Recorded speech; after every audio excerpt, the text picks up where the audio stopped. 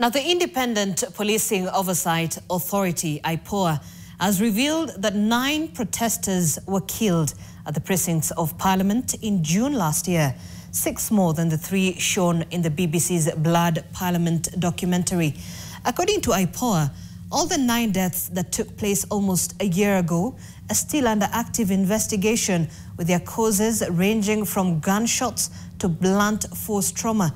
And as NTV's David Mudhoka now reports, pressure is mounting on the Isaac Hassan-led authority and the Office of the Director of Public Prosecutions to expedite investigations and prosecutions, respectively, of state actors implicated in the killings of protesters last year. A day after BBC Africa Eye unmasked the security officers, among them a KDF soldier who participated in the killing of 3 protesters at the precincts of Parliament in June last year, sparking fury over why no one has ever been found culpable almost a year later.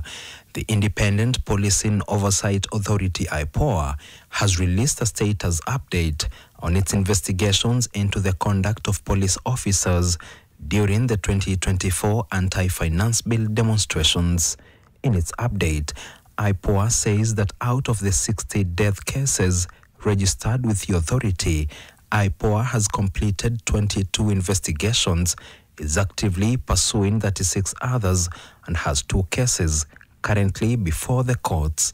According to IPOA, of the completed investigations, 8 are under final internal review, 4 have been forwarded to the ODPP for review, 4 others are in the final stages of report writing before submission to the Office of the Director of Public Prosecution, ODPP, for independent review. 2 were closed internally and 3 were closed following ODPP's directives. Out of the 36 that IPOA is currently pursuing includes 9 deaths that occurred at the CBD Parliament area. This include the deaths of Erickson Chalo, David Chege, and Eric Kayoni Shieni, who all died from gunshot wounds inflicted by security officers, as shown in the BBC expose. Others under investigation include the deaths of Bisley Kogi, Wilson Sitati, and Kenneth Njiru, who died from blunt force trauma, as well as the deaths of Ibrahim Kamau Njiru, Ernest Kanye, and Kelvin Odhiambo Minor, who are all shot dead at the precincts of Parliament. Against the backdrop of the report, the government has termed the BBC expose one-sided and insightful. For example, they show a Parliament being burnt, but they don't show who is doing it. They seem to minimize the various the vandalization that happened in Parliament, and going forward, because we cannot have a country that also is led through anarchy and mayhem. Yes, there were legitimate concerns. They never even gave a proper account of the issues within the finance bill, because we do not want a situation where we have people inciting Kenyans to violence. Amnesty International Kenya, however, says that the IPOA report leaves a lot to be desired. The lack of accountability at this time is very worrying, because what it does is it sends a signal to other state agencies and state officers that they can break the law, commit serious crimes, and have no fear of the law being applied to them. The opposition has also trained its guns on the ODPP, IPOA, and the KDF following the BBC expose. In a statement, the opposition says independent institutions tasked with holding our security agencies, particularly the IPOA and the Directorate of Public Prosecutions, have abdicated their constitutional mandates and now operate at the behest of the regime, actively participating in cover-ups of human rights violations and gross violations of the Constitution.